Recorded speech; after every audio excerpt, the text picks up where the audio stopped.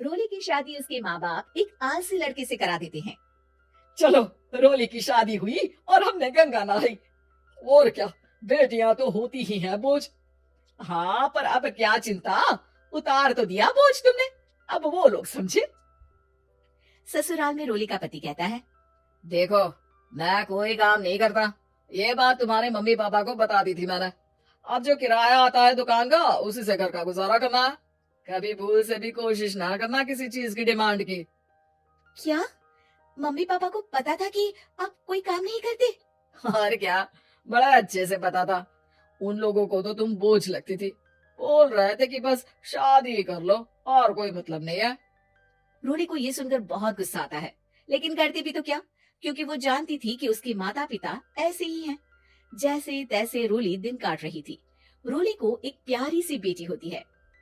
धीरे धीरे वो बड़ी होती है और उसके साथ उसकी जरूरतें भी बढ़ती जाती है। सुनिए जी, अब तो सिमी बड़ी हो रही है, उसका स्कूल में दाखिला कराना है। मैंने अब तक तो जैसे तैसे समय काट लिया, लेकिन मैं बच्ची की परवरिश में कोई कमी नहीं रखूंगी। अरे क्या है यार, अब तो लगता है कोई ना कोई काम ढूंढना ही पड़ेगा। अब पति रोज काम की तलाश में जाता और बिना किसी काम के वापस आ जाता। रोली समझ जाती है कि पति के अंदर अब काम करने की क्षमता नहीं है। वो बेटी को उच्च शिक्षा देने के लिए कुछ करना चाहती थी, लेकिन करती तो क्या करती। एक दिन रोली की सहेली कहती है, रोली, मेरी कोई औलाद नहीं है। अगर तू मेरी औलाद को जन्म दे तो मैं तुझे तेरे मुंह मांगे पैसे दूंगी। अरे, तेरी औलाद को मैं कैसे जन्म दे सकती हूँ? सरोगेसी से। बच्चा मेरा और वैभव का ही होगा, लेकिन कोख तेरी होगी। ये संभव है रोली। रोली कुछ सोचकर कहती है, मुझे मंजूर है, लेकिन मैं इसका 2 लाख रुपया लूंगी। अरे कोई बात नहीं, मुझे मंजूर है। रोली खुश हो जाती है कि एक बच्चा पैदा करने का उसे 2 लाख रुपया मिलेगा। वो घर आकर पति को बताती है, वो भी खुश हो जाता है। अब क्या था, डॉक्टर के पास जाकर सहेली का बच्चा रोली की कोख में पलने लगता है। मुझे 20,000 चाहिए मेरी बेटी के एडमिशन के लिए। हाँ हाँ ठीक है, मैं उसके एडमिशन से लेकर सारे खर्चे उसके अकाउंट में डाल रही हूँ। रोली की बेटी का एडमिशन हो जाता है। रोली को लगता है कि वो अब सब कुछ ठीक कर देगी। दिन और महीने आगे बढ़ते हैं। अब एक दिन, एक बात कहूँ जी, काश इस बच्चे को मैं रख पाती। मैं अब इससे काफी जुड़ गई हूँ। अरे यार, पता नहीं किसका बच्चा है, अपने पास है ना अपनी मुन्नी। हाँ, लेकिन अब मैं भी इस बच्चे से जुड़ाव फील करने लगी हूँ। लेकिन मैं ये जानती हूँ कि ये मेरा बच्चा नहीं है। दोनों की जिंदगी ठीक चल रही थी, लेकिन कहते ना कि सुख का पल ज्यादा लंबा नहीं होता। एक दिन रोली की सहेली का फोन आता है। रोली, मुझे अब ये बच्चा नहीं चाहिए, मैं अपने पति को छोड़ रही हूँ। अरे लेकिन मुझे पैसों की जरूरत है, बच्चा तुम्हारा है, मैं क्या करूंगी? सहेली बिना कुछ बोले फोन काट देती है, फोन स्विच ऑफ कर देती है। लेकिन रोली के जीवन का तूफान यही नहीं रुकता। रोली, मैं इतना भार नहीं उठा सकता। आज पढ़ाई का पैसा मांग रही हो, कल को शादी, कॉलेज और पता नहीं क्या क्या। मैं तुम्हें छोड़ रहा हूँ, अपनी बच्ची उठाओ और निकलो इस घर से। अरे पर मैं कर तो रही हूँ ना बच्चे के लिए काम, आप आराम से रहिए ना।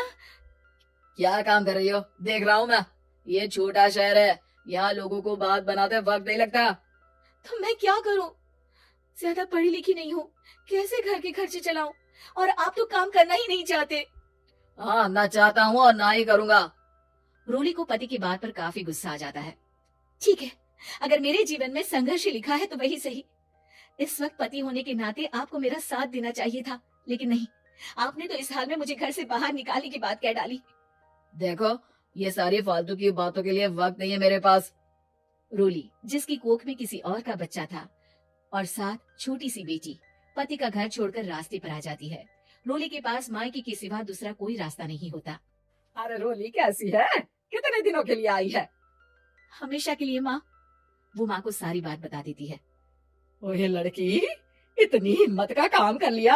अरे ना ना, यहाँ कोई जगह नहीं है। तुम तो अपना बोरिया बिस्तर उठाओ और निकलो यहाँ से। रोली के पास अब मायके का रास्ता भी नहीं बचता। वो चुपचाप बच्ची को लेकर जा रही थी कि उसे दर्द होता है और वो डॉक्टर के पास चली जाती है। और फिर वहां वो एक प्यारे से बेटे को जन्म देती है। कितना प्यारा है, कितने अभागे हैं इसके माँ बाप जो इसके पैदा होने पर भी नहीं है। तभी वहां डॉक्टर आ जाती है। रोली, बच्चे के पिता तुमसे मिलना चाहते हैं। आपका बहुत बहुत शुक्रिया। मैं इस बच्चे को पालूंगा, भले ही इसकी माँ ने इसे छोड़ दिया हो, पर मैं अपनी जिम्मेदारी निभाऊंगा। तो क्या आप मुझे इसके पैदा करने के लिए जिन पैसों की बात हुई थी वो भी देंगे? हाँ, और साथ ही आप चाहें तो मेरे घर में रहकर मेरे बच्चे की देखभाल भी कर सकती हैं। मैं उसके लिए आपको सैलरी दे दिया करूंगा। रोली को लगता है कि जैसे भगवान ने उसके लिए सुकून का रास्ता खोल दिया। वो अब मुकेश के साथ उसके घर चली जाती है, जहाँ रहकर वो उस बच्चे की देखरेख करती है। अब मुकेश के घर को रोली अच्छे से संभाल लेती है, उसके लिए खाना बनाने से लेकर बच्चों की देखभाल और घर की देखरेख। धीरे धीरे मुकेश को रोली से प्यार हो जाता है। रोली, तुम्हारी बेटी और मेरा बेटा बिल्कुल भाई बहन की तरह साथ रहते हैं। हाँ, आखिर है तो एक ही कोख के बच्चे, अटैचमेंट तो होगा ही ना। रोली, तुमने घर और मुझे दोनों को संभाल लिया। ये तो मेरा काम है। आपने भी तो मुझे छत दी, जिससे मैं अपनी बेटी की पढ़ाई और भविष्य के लिए पैसे जोड़ सकूं।